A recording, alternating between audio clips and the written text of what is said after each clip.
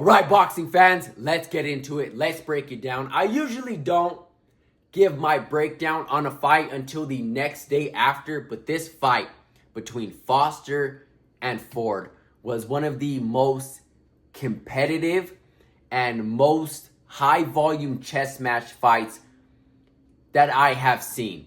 If you are a boxing geek, if you appreciate the true science of boxing, this is a fight that you have to appreciate from round 1 to round 12. Let's break it down. Let's get into it. If you are a boxing analyst, journalist, commentator, if you are in the boxing space, in the boxing media, when you see a fight like this, you are immediately locked in and you start to figure out this fight and who needs to establish what, who needs to adapt, who has the better jab, who has the more power, who has the more explosiveness, who is going to put the pressure and who's going to be fighting on their back foot. Immediately you can establish that between round 1 and round 3. I noticed that Foster's best game plan for this style, for this matchup, was for him to use his distance, use his range, fight on the back foot if he needed to, but that's where he was having his most success, and he was using the basic fundamentals of boxing. 1, double jab, 1, 2. One thing that I noticed very early that he did not do that I absolutely appreciated, but again, I thought he could have capitalized more on, Foster could have. In the early rounds, when he was using his range, he was using his distance, he was fighting off the back foot again if he needed to, just the regular fundamentals. Jab, jab, he was doubling up on his jab. 1, 2, and then he started getting into his combinations and he started mixing it up. I feel like he could have kept turning Ford and then finding his distance, readjusting, jab, jab, and then again going back to his distance, his range where he was most comfortable, and again going back to his fundamentals. And then when he started getting comfortable with his fundamentals, he started throwing in his combinations. But I wish he would have kept turning Ford, because that kept throwing Ford off of his pressure game, and he wasn't turning him as much, or if not at all, when the fight started to go further on into the mid rounds, later, and then into the later rounds. But that was Foster's best game plan that he needed to stick to, was finding the range, using his distance, fighting off the back foot if and when he needed to, and then just using his simple fundamentals. 1, 1, double jab, 1, 2, and turning, and then setting back to his distance where he was most comfortable at. Also, now let's get to Ford. I noticed Ford's best game plan, Foster, no doubt about it, having the speed, using the range, and his movement and his foot movement, that's what he needed to use. Now Ford, not as fast, but he was more explosive than Foster. He had more power than Foster. And the pressure style is what he needed to use. He needed to close the distance on Foster.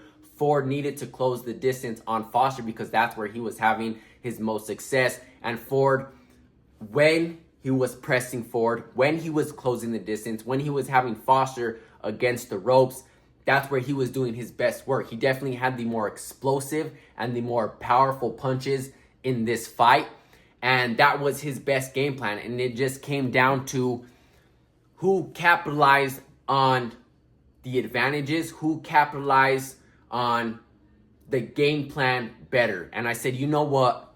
How competitive this fight was. When you looked at the scorecards in the beginning, even in the mid fight point, I said, you know what? This fight is going to come to who can get to the punch faster, because not all punches landed, but it was still, great volume punching from Foster. But I said, you know what? If Foster gets clipped with an explosive pressure power shot by Ford,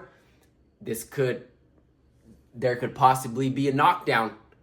But this fight came down to, again, who capitalized on their game plan better.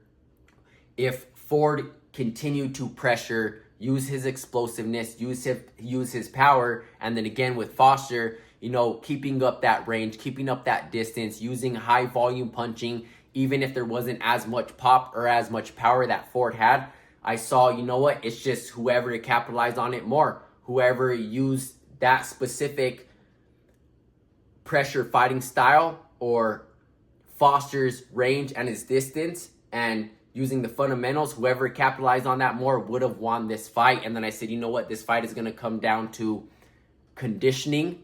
If the fight is this competitive, which it was, and what we've watched for 70% of the fight, this fight is going to also come down to conditioning and discipline. Who's in better shape, who's not going to get frustrated, and who is going to continue to stick with what works best for them. And this fight was also going to come down to who wanted it more. I said, you know what? In the championship rounds, 10, 11, and 12, whoever picks it up, whoever capitalized on what works best for them is going to win this fight. And Foster did exactly that. Plus, he was more of a seasoned fighter. He was more of a veteran fighter, a little bit older, but Foster closed out the fight beautifully.